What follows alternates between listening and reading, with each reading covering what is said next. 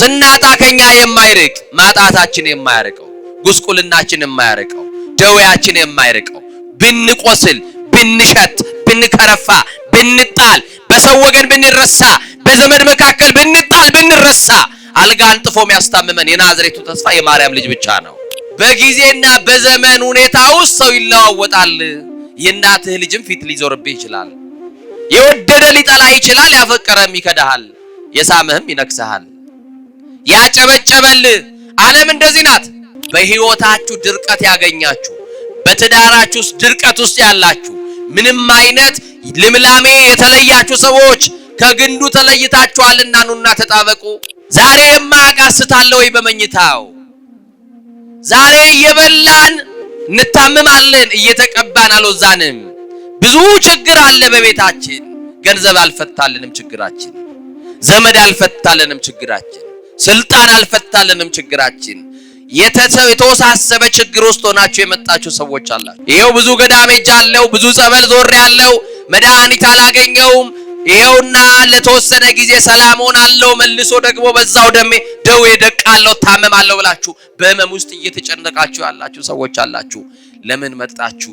ማን ጠራችሁ? ለምን እንደተጠራችሁ ታውቃላችሁ? አያችሁ፣ ኑሮ ይመስላችኋል ከእግዚአብሔር ርቀው በዓለም እየተደላደሉ። ኑሮማ ከክርስቶስ ጋር ነው። ጮማ ስለቆረጡ ኑሮ ማለት እሱ አይደለም። ወይን እየጨለጡ ስለኖሩ ኑሮ ማለት እሱ አይደለም። ደረቅ ቁራሽ እየበሉ ከአማኑኤል ጋር መኖር አይበልጥም? አይበልጥም ወይ? የተንጣለለ ቪላ ውስጥ እየኖሩ ክርስቶስን ከመክሰር በላይ ምን ውርደት አለ? እናቴ ልጅ በደሳሳ ጎጆ ውስጥ አማኑኤል ካለ እኮ በቂያችን ነው። ለምን? የተሰራልን ሀገር በሰማይ ነው። ይሄ እኮ መቆያ ነው፣ መኖሪያ አይደለም።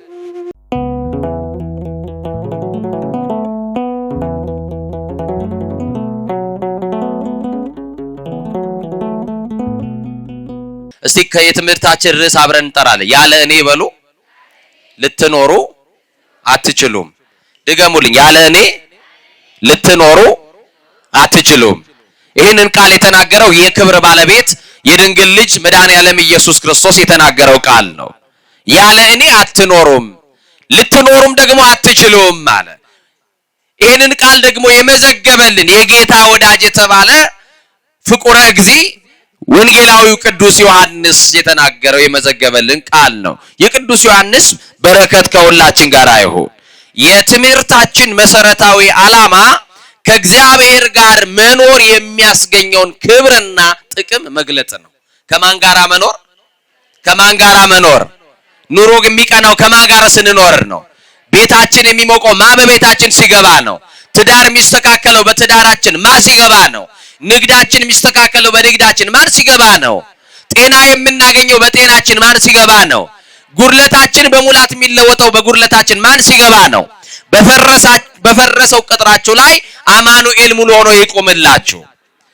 ክርስትና ኑሮ ይፈልጋል። እንደምናወራላችሁ ቀላልና ተራ ነገር እንዳታረጉት ወገኖቼ።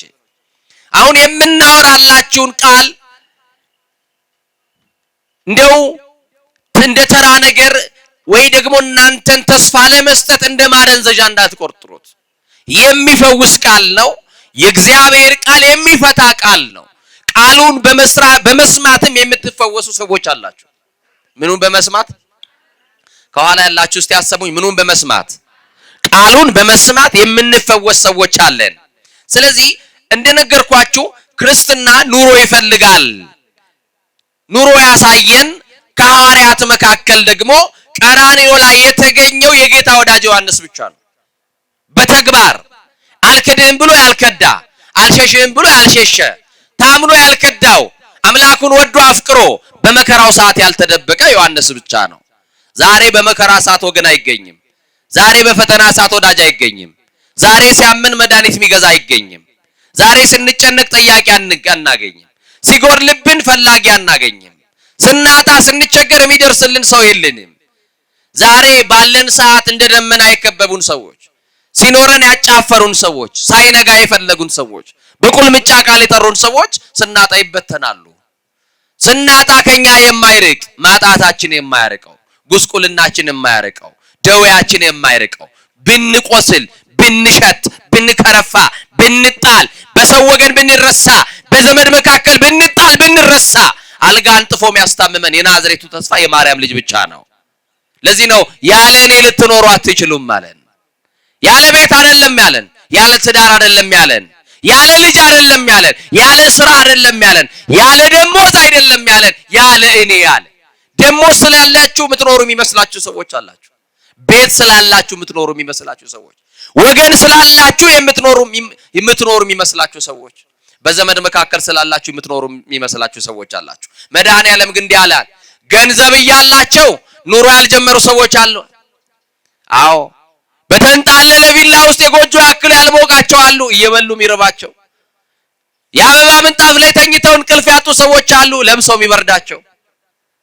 ጮማ እየቆረጡ ጠጅ እየጨለጡ ቤታቸው ባዶ የሆነ ለምን? የናዝሬቱ ተስፋ ቤታቸው የለማ። የማርያም ልጅ አልገባማ።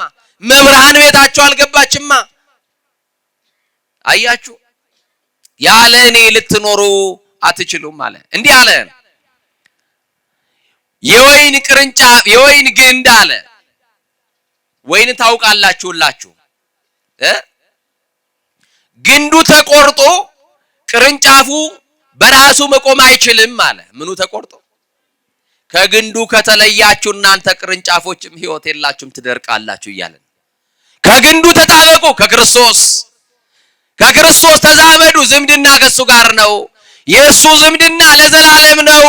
የሱ አባትነት ሞት የማይገታው ለዘላለም የሆነ አባትነቱ፣ ለዘላለም የሆነ ፍቅር ያለው ክርስቶስ ብቻ ነው። አያችሁ፣ በጊዜና በዘመን ሁኔታ ውስጥ ሰው ይለዋወጣል። የእናትህ ልጅም ፊት ሊዞርብህ ይችላል። የወደደ ሊጠላ ይችላል። ያፈቀረም ይከዳሃል፣ የሳምህም ይነክስሃል። ያጨበጨበል ዓለም እንደዚህ ናት። የአንበሳ ቆዳ አልብሳ ትዘፍንና የውሻ ቆዳ አልብሳ ትራገማለች። ዓለም እንዲህ ናት። አጨብጭባ ትሾምና አጨብጭባ ታወርዳለች። የትላንት ነገስታት የታሉ? የትላንት ባለስልጣኖች የትገቡ? የትላንት ዝነኞች የደረሱ? የትላንት ባለጠጎች የደረሱ? ክብራቸው የደረሰ? ዙሩና ፈልጓቸው።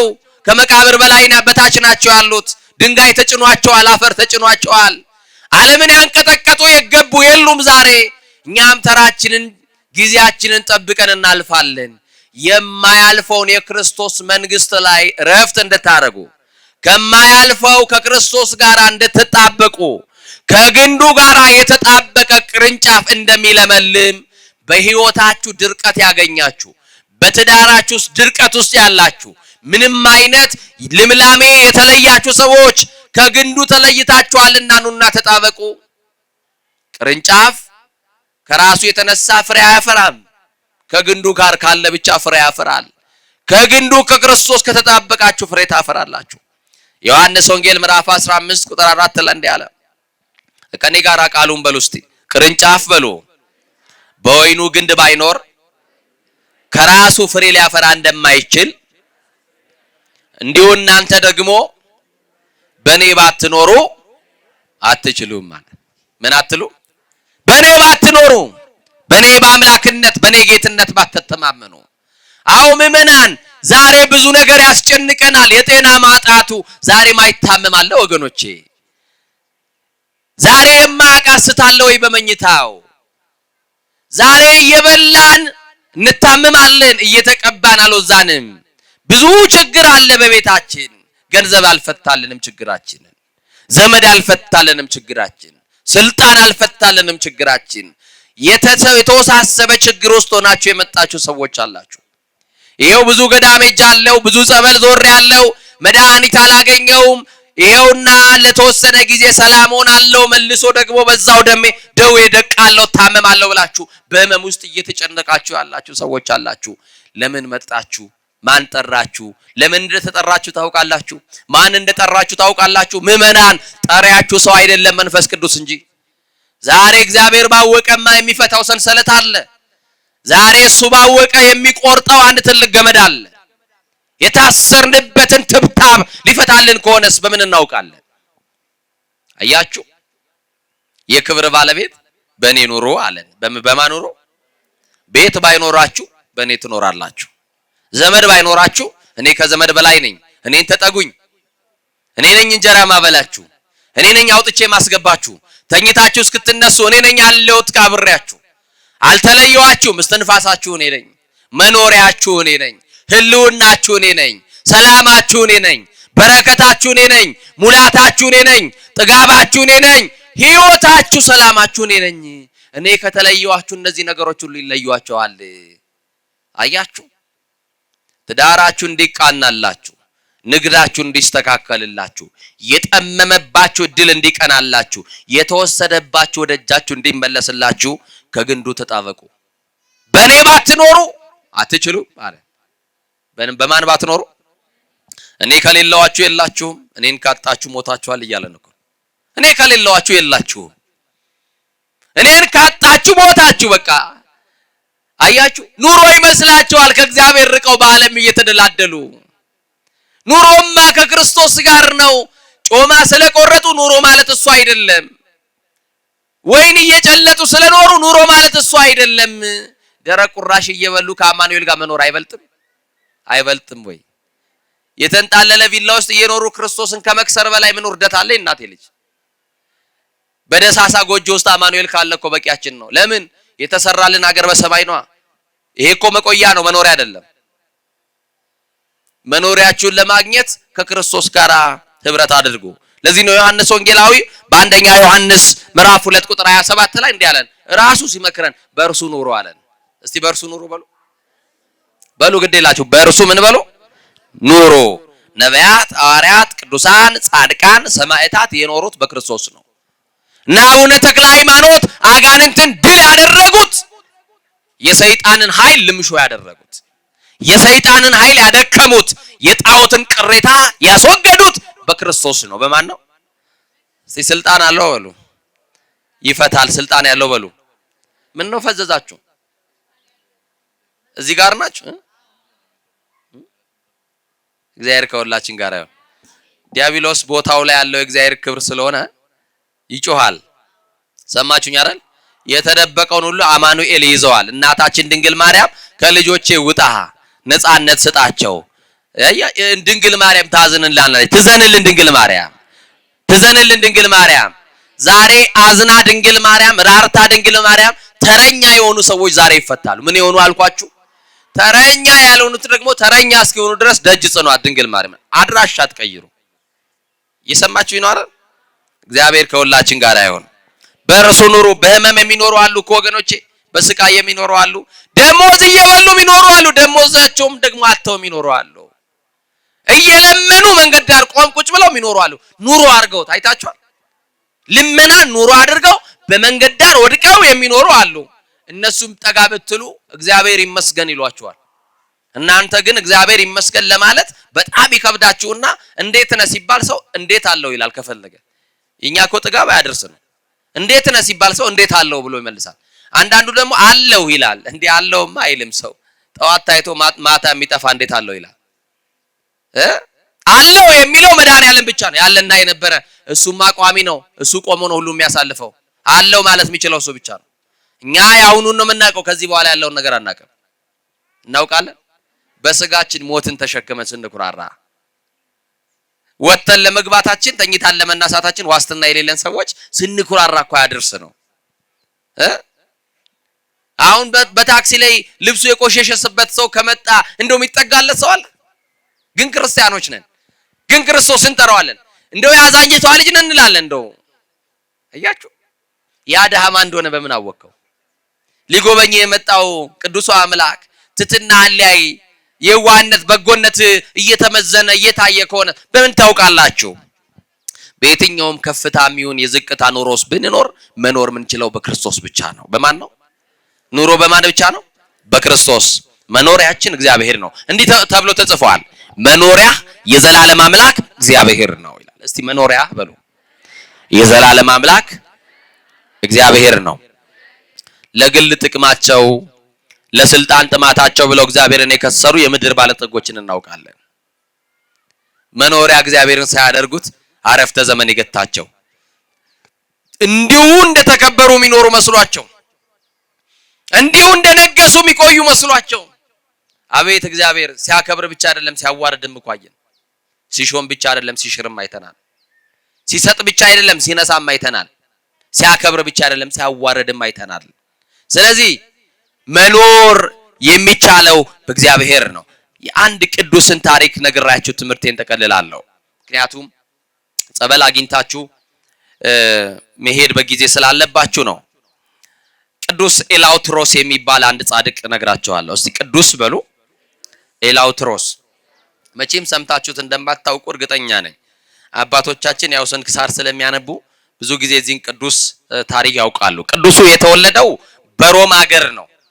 በጣም ይጠቅማቸዋል። በደንብ አድርጋችሁ ስሙኝ። የዚህን ቅዱስ ጽናት የተወለደው በሮም ነው። በሮም ቅዱሱ በተወለደበት ዘመን ዘመነ ሰማዕታት ነበረ። ምን ነበረ? ክርስቶስ ኢየሱስን ካዱ የሚሉ አላውያን ነገስታት ተነስተው ነበር። አሁን እንደዚህ የሚል ሰው ቢነሳ እንዴት ታደርጋላችሁ? እኔ ልጅ ስላለኝ ይሄ ክፉ ጊዜ እስከሚያልፍ ድረስ ክጄው ኖራለሁ ከመሞት መሰንበት የሚል ሰው አይጠፋም። እርግጠኛ ነኝ። ክርስቶስን ክዶ የእናቴ ልጅ ኑሮ አይደለም። ክርስቶስን ክዶ አምኖ መሞት ነው ክብር። ክዶ መኖር ሞት ነው። ክዶ መሞት ምንድነው? መኖር ምንድነው? ክደውት እየኖሩ ያሉ እየኖሩ ሳይሆን ሞተዋል። አምነውት የሞቱ ግን እየኖሩ ነው። ኑሮ በሰማይ ቀጥሏል። አያችሁ? ኢየሱስ ክርስቶስን ጌታ አይደለም፣ አምላክ አይደለም፣ ከሰማይ ሰማያት አልወረደም፣ ከድንግል ማርያም አልተወለደም፣ በመስቀል አልተሰቀለም፣ ሞቶ አልተነሳም፣ ከሰማይ አላወረደውን ስጋ ወደ ሰማይ ይዞ አላረገም፣ ዳግመኛም ለፍርድ አይመጣም ብላችሁ ካዱ ብለው አስጨንቋቸው። እኔ የሚገርመኝ የቅዱስ ኤላውትሮስ ሳይሆን እናትና አባቱ ይገርሙኛል። ኤላውትሮስ ለእናትና ለአባቱ አንድ ሰው ነው፣ አንድ ልጅ ነው፣ ሌላ ልጅ የለም። እንዲህ ያደረጉት ኤላውትሮስ ለአንተ ያወረስንህ ክርስትናን ነው፣ ሃይማኖት ነው። እኛ ያወረስንህ ኢየሱስን ነው። ሌላ ምን ሰጥህ ሀብት የለም። የሰማችሁ ነው? ሀብታችን እኮ እሱ ነው እና ሌላ ሀብት አንሰጥም። ሌላ ምን እናወርስ ነገር የለንም። እኔና እናትህ እንሞታለን። የምንሞተው ደግሞ ክርስቶስን አምነን መስክረነው ነው። ድንገት እናትና አባትህን በለጋ እድሜ አጥተህ ተቸግረህ ልትኖር ትችላለህ። ግን አደራ ክርስቶስን ካድ ብሎ የሚያስጨንቅ ከመጣ አንገትህን ስጠለት እንጂ እንዳትክደው። ይሄ የመጨረሻ ንግግራችን ነው ብለው ቅዱሱን ደበቁት እንዳይገድሉት። ከዛ በኋላ ወደ እነሱ ቤት ነገስታት የላኳቸው ወታደሮች ሲመጡ ክርስቶስን ካዱ ሲሏቸው እኛ ክርስቶስን እናምነዋለን፣ ሕይወት ሰጥቶናል፣ ተሰቅሎልናል፣ ተገርፎልናል፣ ደምቶልናል፣ ቆስሎልናል፣ ከዘላለም ሞት አስመልጦናል፣ ከዲያብሎስ አገዛዝ ነፃ አውጥቶናል።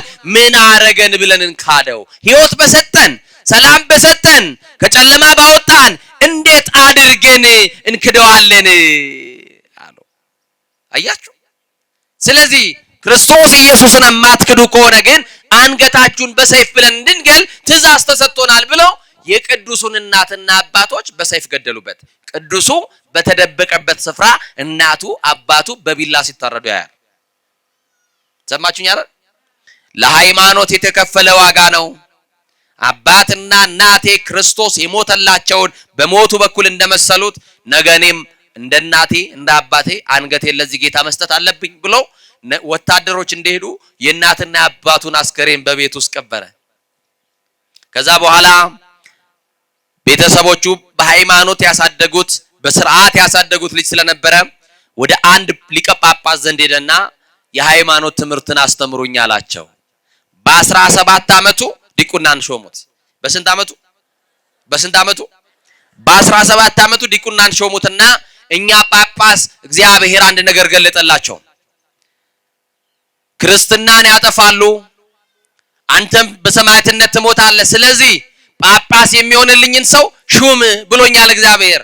አንተን በዚህ ገዳም ውስጥ ያመጣልኝ እግዚአብሔር ነውና ዛሬ ዲቁና ሾሜሃለሁ፣ ነገ ደግሞ አመነኩሳለሁ፣ ቀጥሎ ቅስና ሰጣለሁ፣ እንዲህ ያልኩኝ ወደ ጵጵስና አንተን ማድረስ አለብኝ ብሎ ነገረው።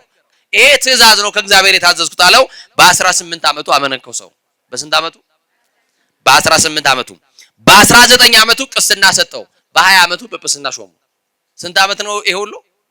ስንት ዓመት? መቼም እኛ ሀገር ቢሆን ሰልፍ ነው የምትወጡብን። እኛ ሀገር ቢሆን ሰልፍ ነው የምትወጡት አይደል? ሚስተር ኤክስ እኮ እንዲህ አይነት ኃጢአት አለበትና አይሆንም ነው የምንለው አይደል? ሁሉን የሚመረምረው ማን ነው? ልብና ኩላሊት ያመላለሰውን የሚያውቅ ማን ነው? እኛ የሰው በደል ለማውራት ብቆች ነን ወይ? እኛ የሰው ኃጢአት ለመግለጥ ብቆች ነን ወይ? ነን? አዎ የምትሉ እጅ አንሱ። አዎ ያላችሁ ጻድቅ ናችሁ። እኔ ወደ ምሕረት ላይ እወርዳለሁ። ነን? የምሕረቱ ጥገኞች ነን። የእግዚአብሔር የምሕረቱ ጥገኞች ነን። ምሕረቱን ያቆመን ማን ያቆመን? እስቲ እግዚአብሔር ምሕረቱ አቆሞኛል የምትሉ እጃችሁን እስቲ ያሳዩ። ምሕረቱ አቆሞኛል፣ ቸርነቱ አቆሞኛል፣ ደግነቱ አቆሞኛል፣ ይቅርታው አቆሞኛል፣ ተሸፍኖልኛል የምትሉ አመስግኑ እግዚአብሔር። እና ሀገራቸው ሮም የግፍ ቦታ ስለነበረች ክርስቲያኖች እየታረዱ ስለነበር በዚህ ምክንያት በወጣትነቱ ጵጵስና ተሾመ። ቅዱስ ኤላውትሮስ ምን ተባለ? አቡነ ኤላውትሮስ ተባለ። ጳጳስ ሆነ ማለት ነው። እንዴት መታደል ነው! በለጋ እድሜው እናትና አባቱን አጣ። ደግሞ እሱ ጳጳስ የሆነው ሌሎቹን ደግሞ እያጠመቀ እያስተማረ ሌሎችን ደግሞ ለአገልግሎት እንዲተካ ካህናት እንዲሾም ዲያቆናት እንዲሾም እሱ ደግሞ ጳጳስ ሆነ። ከዛ ምን እንደተፈጠረ ልንገራችሁ። ቅዱስ ኤላውትሮስ ይሰብካል። ምን ይላል? አንዱ የጵጵስና አንዱ ተልእኮ ወንጌል መስበክ ነው። እውነት ሐሰት ጳጳሳት የተሾሙበት አንዱ ቅዱስ መጽሐፍ የሚናገረው ለወንጌል ተልእኮ ነው። ለምን ተልእኮ? ለወንጌል ተልእኮ ነው። እና ቅዱሱ ልክ እንደናንተ ቁጭ ብሎ እግዚአብሔርን የሚሰማውን ሰው የእግዚአብሔርን ቃል ይሰብካሉ። ምን እያሉ ነው የሚሰብኩት? ያለ እሱ መኖር አትችሉ፣ እግዚአብሔርን አታችሁ እንዳትኖሩ፣ የሚገላችሁ ቢኖር ስጋችሁን ነው የሚገለው፣ ነፍሳችሁን መግደል አይቻላቸውምና እንዳትፈሩ፣ በሃይማኖታችሁ ጽኑ እያለ ሲሰብክ መስበክ ብቻ አይደለም፣ ከቃሉ የሚወጣው ኃይል የእግዚአብሔር ኃይል እስረኞችን ይፈታ ነበር፣ ድውያን ይፈውስ ነበር፣ በአጋንንት የታሰሩ ሰዎች እየመጡ እግሩ ስር ይንበረከኩለት ነበር። ይሄንን ሀገረ ገዢው ሰማና ወታደር አዘዘና ጳጳሱ ኤላውትሮስን ወደ እኔ አምጡልኝ፣ ክርስቲያኖችን ሰብስቦ በክርስቶስ ስም ያሳምናል።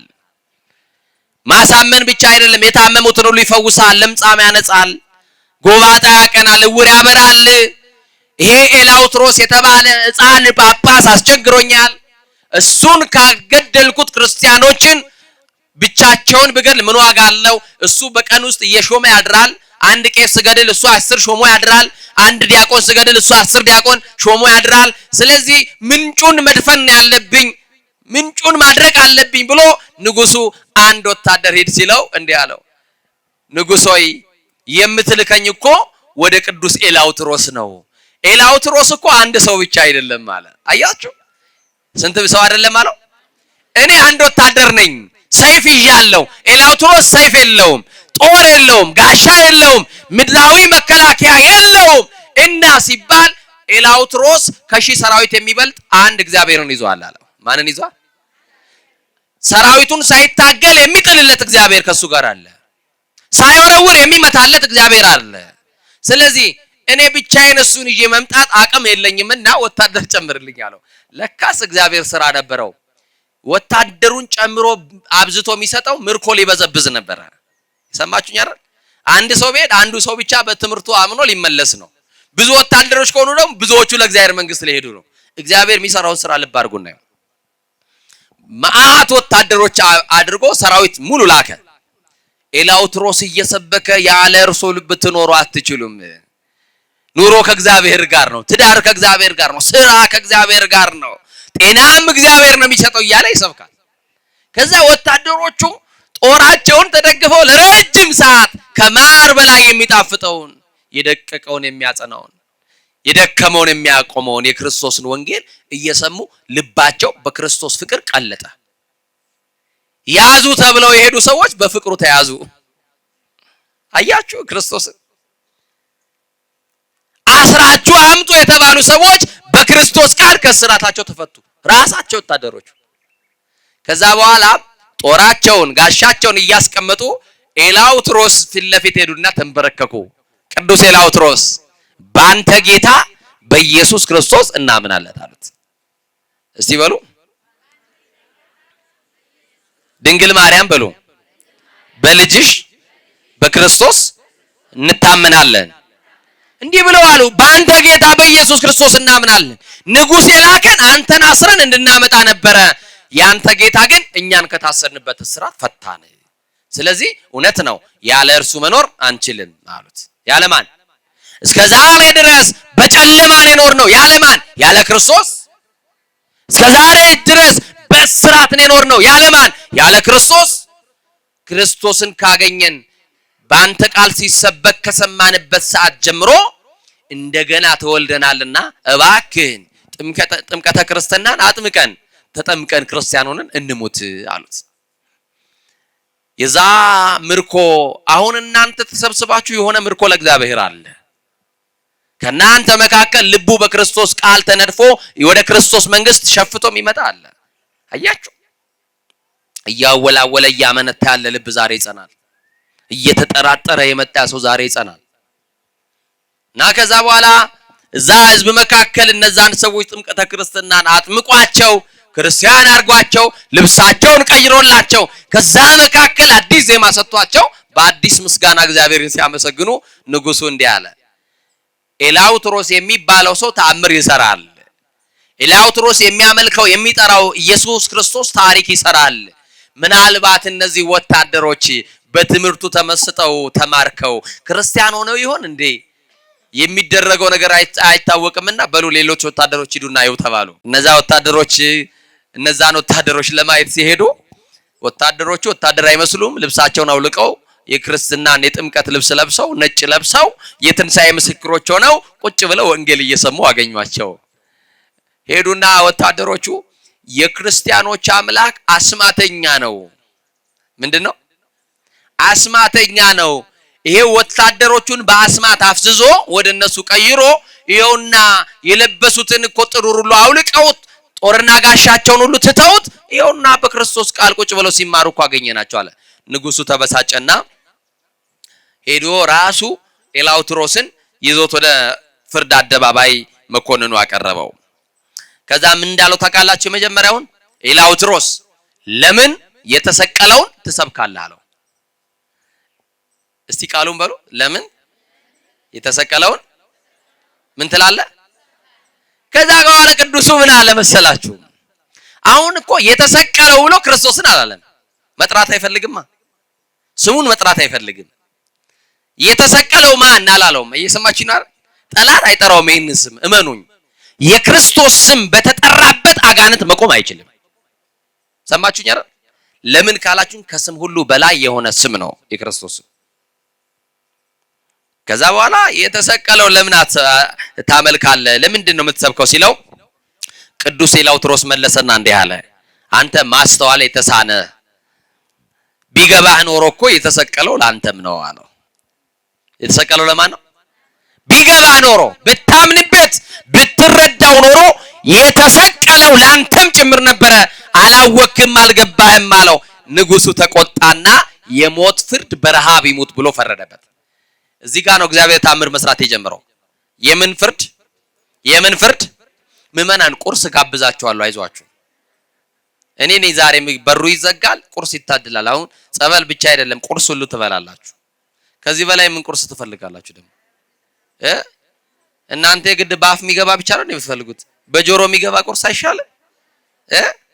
ይሄ ሞት የሚሸት ዜና እየሰማችሁ ጆሮአችን እኮ ደንቁሯል።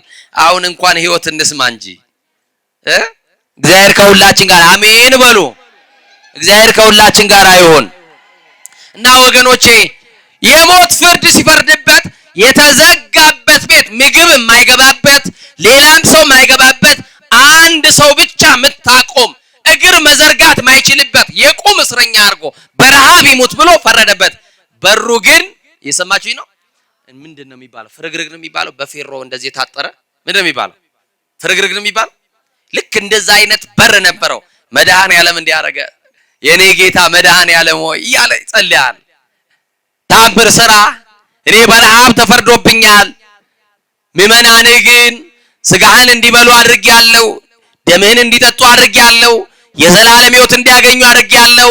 የዚህ ዓለም ጠዋት ምግብ የዚህ ዓለም እንጀራ ጠዋት ቢበሉት ለከሳት ይርባል፣ የዚህ ዓለም መጠጥ ጠዋት ቢጠጡት ለከሳት ይጥማል። የማያስጠማውን አንተን አግኝቻለሁ፣ ረሃብ የለብኝም። ጌታ ያመሰግናለሁ። ይሄ ሁሉ በረከት እንድቀበል ቅዱሳን ያገኙትን በረከት እንድካፈል ስላረከኝ አመሰግናለሁ እያለ በእስር ቤት ውስጥ እንዳለ ርግብ ህብስት ያዘች ባፏ ርግብ በዛ ቀዳዳ እየመጣች ዳቦ ጥላለት ትሄዳለች። ማን ይመግበዋል? ማን ይመግበዋል? እስቲ መጋቢያችን ነው በሉ። እግዚአብሔርን አመስግኑት ከፍ አድርጋችሁ። ወግዚኦ መጋቤ ሁሉ የሁሉ መጋቢ እግዚአብሔር ነው። የሁሉ መጋቢ ማን ነው? የሁሉ መጋቢ። ይገርማችኋል ምግብ የለም በተባለበት ቦታ ላይ እስራኤል እንደዚህ አይደል ያደረገው? እንጀራ በሌለበት በቃዴስ በርኔ ምንድነው ያወረደላቸው? መና። ውሃ የለም ተብሎ ከነበረበት ደረቅ አለት ላይ ውሃ አፍልቆ የመገበ እግዚአብሔር። ታዲያ እግዚአብሔርን አምኖ ለታሰረው ሰው እግዚአብሔር መመገብ መንገድ ያጣል? መመገቢያ አያችሁ። እግዚአብሔር ላይ የመኗ ተስፋ አድርጎ መመናን። ስለ እንጀራ ጉዳይ የምታለቅሱ ስራ የሌላችሁ ሰዎች፣ ስራ አጣችሁ የምትጨነቁ ወይ ስራችሁ ተበላሽቶባችሁ የምታለቅሱ እግዚአብሔር እንጀራ እየመገባችሁ ነው። የእንጀራችሁ ማድራሻ እግዚአብሔር ነው። ከዛ በኋላ የተወሰኑ ሳምንታት ቆይቶ ንጉሱ መጣና በእስር ቤት ውስጥ ታየው። እስር ቤት ውስጥ ሲገባ እንኳንስ በረሃብ ሊጠወልክ እሱ እያማረበት የሚገርም እኮ ነው። እስቲ በገዳም ሄዱ። አንዳንድ ገዳም መቼም እናንተ እስቲ ገዳም ትሄዳላችሁ ግን እና ይገርማቸዋል። በበረሃ ያሉ ገዳማት ላይ ያሉ አባቶችን ብታዩ ፊታቸው ወዛለው ምን አለው? ምን አለው? እኛ ይገርማቸዋል ጠዋት የበላነውን ጠዋት እንትን ይሄን ምግብ በልቻለሁ አሁን ደግሞ መቀየር አለብኝ ብለን እንደው ለቫራይቲያችን ተስማሚ የሆነ ምግብ ነው የምንበላው። እውነት አሰት ይሄ ምግብ ጨጓራዬ ይጠላዋል ይሄንን አልበላም ብለን አማርጠን ነው የምንበላው። በዚህ ያለ ነው የኔ ቢጤውን ነው ማወራው። በዛ ያሉ አባቶች ከአመት አመት ዳቤን የሚበሉት ሲያልፍ ደግሞ እሱንም የሚተውት አሉ። ግን ይዋቸው ወዛቸው በልተው እኮ አይደለም ማስላላቸው ነው። ንገሩኛ ማን ስላላቸው? እና ይገርማችኋል ንጉሱ ሄዶ ሞቷል አልሞተም ብሎ የደከመ ሰው ነው የሚፈልገው። ራሱን ስቶ በረሃብ የተነሳ መሬት የተዘረረ ሰው ይፈልጋል። ቅዱሱ እንኳንስ ሊወርቅ በርትቶ እየጸለየ ያገኘው። ርግብ መታ ትመግበዋለች። በቃ ይሄንን ሰው በረሃብ ቀጥቼው ልገለው ስለማልችል አስቃይቼ ልግደለዋልና በመንኮራኩር በሰረገላ ላይ አስሮ በከተማ ውስጥ ሊያዞረው ፈረደበት። የሰማችሁ ነው። ከዛ በኋላ አስረው የጎተቱት እየሄዱ ያለ የጌታ መልአክ እስቲ በሉ ሁላችሁም የጌታ መልአክ በሉ። ዛሬ የሚፈታው መልአክ ሚካኤል ነው። ደስ ይበላችሁ። ሰንሰለት የሚቆርጠው መልአክ ነው። የሞት ደብዳቤ የሚቀይረው መልአክ ቅዱስ ሚካኤል ነው። እስቲ ሁላችሁም ቅዱስ ሚካኤል በሉ።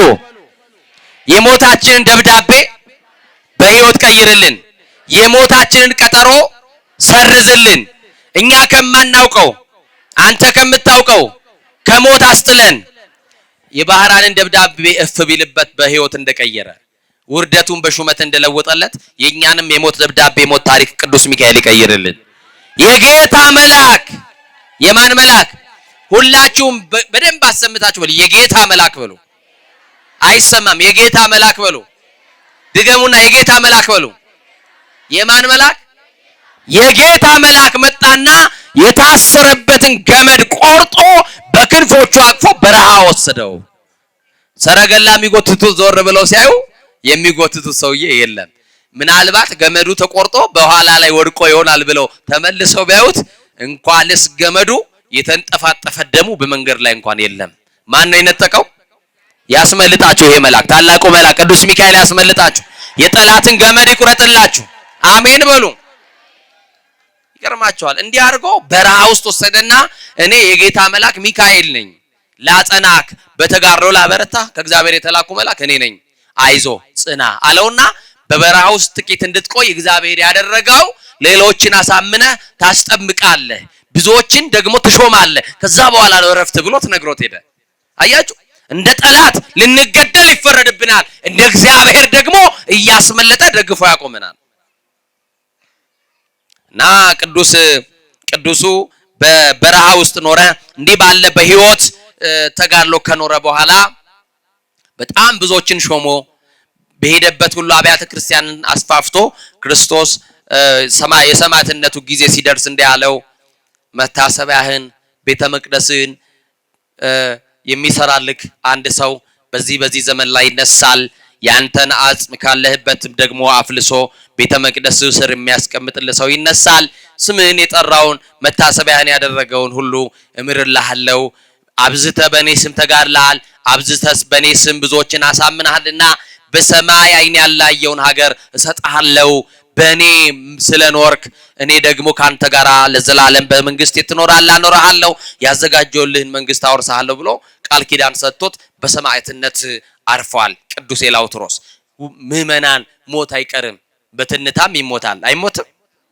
በእንቅፋትም ይሞታል አይሞትም? በመኪና አደጋም ይሞታል አይሞትም? ታመንም እንሞታለን አንሞትም? ይሞታል። ሞት አለ። ግን ከእግዚአብሔር ጋር ኖራችሁ ሙቱ። ከማን ጋር? ከማን ጋር? እንደሚገባው ኑሩ። እንደተጻፈው እንደ እግዚአብሔር ቃል ኑሩ። የቀማችሁ ሰዎች መልሱ፣ የበደላችሁ ሰዎች ካሱ፣ የተጣላችሁ ሰዎች ታረቁ። አሁን ይቅር ለእግዚአብሔር የተባባለ ሰው ፈጥኖ ድነቱ ይፈጥንለታል። ሰማችሁኝ አይደል? 30 ገዳም ብትረግጡ መቼም ዛሬ ያዘን አጋንንት ስለሚያዞረን በእግራችን የገባ ስለሆነ በየቦታው ነው የሚያንከራትተን። አምናችሁ ጸንታችሁ ተጠመቁ። እሺ አሁን አንድ የምስራች ነግራችኋለሁ፣ ግን የሆነ ተቆሰታትራችኋል። ዛሬ ምን እንደነካችሁ አላውቅም። እኔ ደስ ብሏችኋል ብዬ ነበር የምጠብቀው። ደስ አላላችሁ?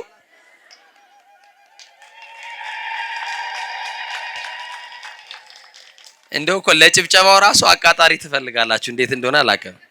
የሆነ ሰው ሲጀምር ነው እናንተ የምታጨበጭቡትና ትገርሙኛላችሁ። እስቲ ስላሴ እጅ የሰጠው ሰው መቼም ቻይና እጅ የሰራለት የለም። እስቲ ስላሴ እጅ የሰጠው ሰው አንድ እጅ ነው እንደ ሰጣችሁ? እኔ አጨብጭቡ አላልኩኝም፣ እጅ የሰጠው ሰው ነው ያልኩት። ስላሴ እጅ የሰጠው ሰው። አንዳንዱ ሰው እንዲህ ብሏል። እስቲ እንደዚህ አድርጓ። ይሄው ይሄ እጅ ማን ነው? ማን የሰራላችሁ? እንደው አስባችሁታል? አንድ እጅ ብቻ ቢኖራችሁ አስባችሁታል? እንዴት ነው ስራችሁ የምትሰሩት? እንዴት ነበር የምታከናውኑት? እናቶቼ አያችሁ፣ ከባድ እኮ ነው አይደል? ሁለት እጅ ሰጠን ማን ነው? አሁን ለኔ አይደለም፣ ለመላከ ሰላም አይደለም፣ ለአባቶቻችንም አይደለም፣ ለእግዚአብሔር ክብር፣ ለኪዳነ ምሕረት ለእናታችሁ ለታላቁ መልአክ ለቅዱስ ሚካኤል በደንብ አድርጋችሁ ከፍ አድርጋችሁ በደንብ አመስግኑ እግዚአብሔር።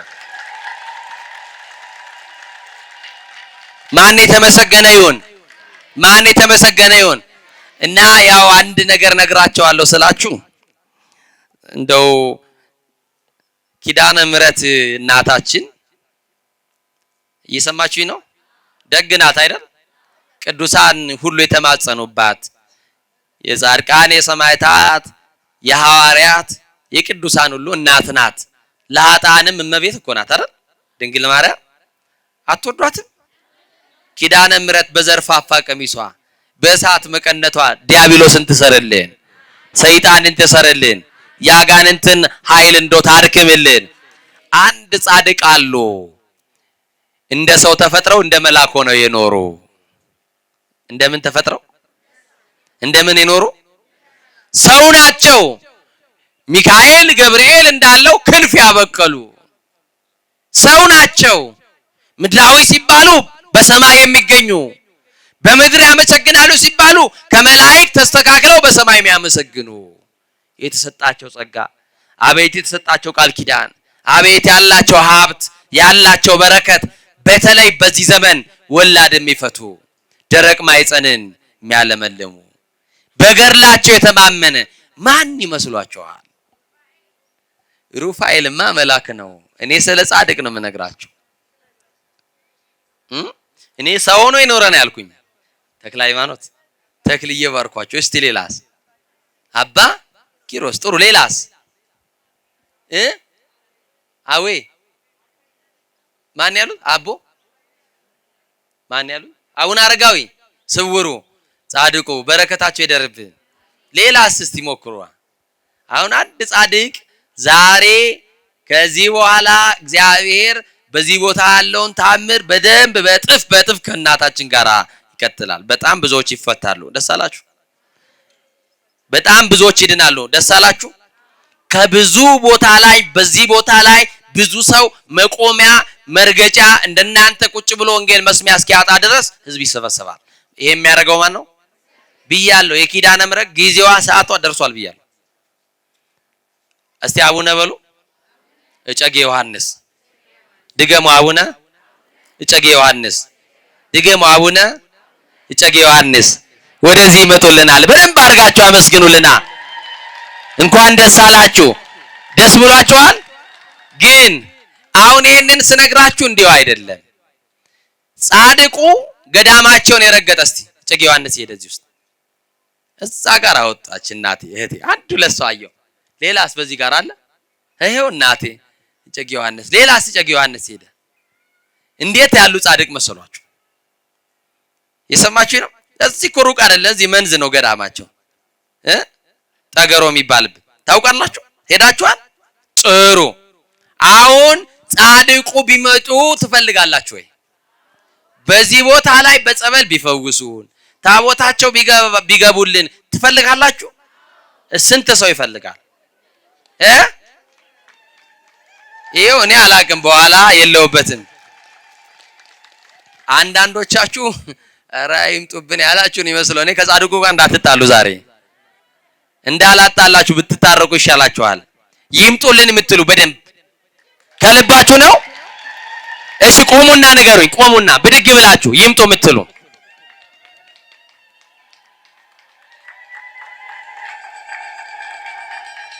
እጨጌ ዮሐንስ የዓለም ብርሃን ናቸው።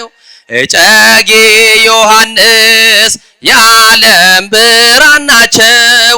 ይኸው ለዘላለም ያበራል ስራቸው። ይኸው ለዘላለም ያበራል ስራቸው። ያበራል ስራቸው። ይኸው ለዘላለም ያበራል ስራቸው። ይኸው ለዘላለም ያበራል ስራቸው። ያበራል ስራቸው። እጨጌ ዮሐንስ የኛ ብርሃን ናቸው። እጨጌ ዮሐንስ የኛ ብርሃን ናቸው። ይኸው ለዘላለም ያበራል ስራቸው። ይኸው ዘምሩላቸው። ያበራል ስራቸው። ያበራል ስራ ልልልልልልልል አመስግኑ እግዚአብሔርን በደንብ አድርጋችሁ የማይቋረጥ በደንብ አድርጋችሁ ለጻድቁ አመስግኗቸው። አሁን አባታችሁ ይመጣሉ። እሺ ብላችኋል? እሺ ብላችኋል? አሁን አዲስ እንግዳ ቤታችሁ ቢመጣ አዲስ የታጠበችውን አንሶላው ታወጣላችሁ። አንወሻሽ። እናንተ የምትተኙባትን አይደለም የታጠበችዋ ለእንግዳ የተባለችዋ ብርድ ልብስ ታጥፋ የተቀመጠችዋ ብርድ ልብስ ትወጣለች አይደል? ለምን? እንግዳው ክብር ነው አይደል? ጻድቁ ይምጡ አላችሁኝ። እኔ አሁን አላስፈቀድኩኝም። የመላከ ሰላምም የቢሮ ሰዎችም የአባቶችም እኔ ከደስታ ብዛት ነው የተናገርኩት። እናንተ ግን እግዚአብሔር ያናግራል አይደል? መንፈስ ቅዱስ ፊትን ጸፍቶ አፍን ከፍቶ ያናግራል። ለምን እንደሚያናግረን አናውቅም። እኚህ ጻድቅ መጥተው ምን ሊሰሩ እንደሆነ አናውቅም። ማን ያውቃል? ስራውን ማን ነው የሚያውቀው? ከእናታችን ጋር በዚህ ቦታ ቢሆኑ እጥፍ የሆነ ክብር ይጨምራል። የቦታው ክብር ይጨምራል። የጸበሉ ክብር ይጨምራል። አይጨምርም? አሁን የጨጌ ዮሐንስ ደግሞ ሲሰማ ብዙ ያልወለዱ መካን ሴቶች ደግሞ ልጅ ያገኛሉ። የሰማችሁ ነው? በልጅ ናፍቆት የሚሰቃዩ ይፈታሉ። ገና የእሳቸው ስዕል በዚህ ቦታ ላይ ቢሰቀል አጋንንት ማንም ሰው ሳይነካው ማንም አባት ሳያዘው በስዕላቸው እየተንበረከከ ራሱን እየተገዘተ ይሄዳል። እኚህን አባት ትፈልጋላችሁ አይደል? ይምጡ አይደል? ሲመጡ ታዲያ ማን ጽላቱ እንደሚያመጣልን በኋላ ትነግሩናላችሁ። ማን ልብስ እንደሚገዛ መጎናጸፊያ እንደሚገዛ ማን እናንተ ትነግሩናላችሁ። እሺ አትገዙላቸውም? ልብስ አገዙላቸው? አዛኝቷል። ጻድቁ እንገዛለን ያላችሁ ቤታችሁ ዛሬ ይግቡላችሁ። ይምጡ ያሏችሁ ሰዎች ዛሬ ወደ ቤታችሁ ይምጡላችሁ። እኚህ ጻድቅ ቤታችሁ ገብተው ያልታሰበውን ታሪክ ይስሩላችሁ። አመስግኗችሁ በደንብ አድርጋችሁ። ስለዚህ አዲስ ታቦት እንዲሁ አይመጣም። መታችሁ መላከ ሰላምን አነጋግሯቸው። እሺ ምን እናርግ? እኛ አባት ሊመጡ ነው። ታላቅ እንግዳ ሊመጣ ነው። ከእናታችን ከኪዳነ ምሕረት ጋር ልብስ እንግዛላቸው። የሰማችሁ ነው? መቼም ለልጆቻችሁ አሁን አዲስ ልብስ ልገዙ ነው መሰለኝ። አሁን የልጆቻችሁ ይደርሳል። እሺ ለልጆቻችሁም ልብስ ናቸው። እሳቸው ምንድናቸው? ለእናንተም ጉርስ ናቸው። ማን ያውቃል? እንጀራም ያወጡላችኋል። የሆነ ነገርማ ይሰጧችኋልና አይዟችሁ። ማን አልባሳት እንደሚገዛላቸው፣ ማን ለታቦት መጎናጸፊያ እንደሚገዛላቸው፣ ጽላቱ ማን እንደሚያመጣ ሲመጣ ደግሞ ታውቃላችሁ። ጸበል ጻድቅ አድርጋችሁ እናቶቻችን መቼም ጠላ መጥመቅ ትችላላችሁ። አትችሉ? እንኳን እናንተ እኛም እንችላለን። አይዘ ያው አታሰሩንም ብለን ነው እንጂ ብንሰራማ እንሰራለን። አዛኝ እኛ ጎግል እያደረግን አይደለም እንሰራው። እናቶቻችን ይሰራሉ። እህቶቻችን አሁን ጠላ እንዴት ነው ቢባሉ ያው ማዬ ሲሰራ ይቻለው ግን እንዴት እንደሆነ አላውቅም ነው የሚሉን። ካልሆነ ደግሞ ምን ችግር አለ? ኢንተርኔት ዘመን ነው። ጎግል እያደረጉ እሱም ጥሩ ነው። ከእናቶቻችሁ ያልተማራችሁትን ግን ከኢንተርኔት አትማሩትም። እና ጠላውን ጠምቃችሁ አይደለ? ንገሩኝ እንጂ መቼም በጾም አናመጣም አይደለ እንዴ? መቤቴን እና እንደዛ አድርጋችሁ እኔም ደግሞ በሚዲያ አለን ይሁንና አርያም ሚዲያ አለ፣ ደጅ ጠናው ሚዲያ አለ፣ እግረኛው ሚዲያ አለ። እግረ መንገዳው ጥሩ ነው። እግረ መንገድ ያው እግረ መንገድ ሚዲያ አለ። ሌሎች ሚዲያዎች ነበሩ። ዛሬ ሚካኤል ስለሆነ ወደ ሌላ ቦታ ሄደው ነው። በዚህ ቦታ ቅዳሜ ቋሚ ነው። እሺ ሰማችሁኝ?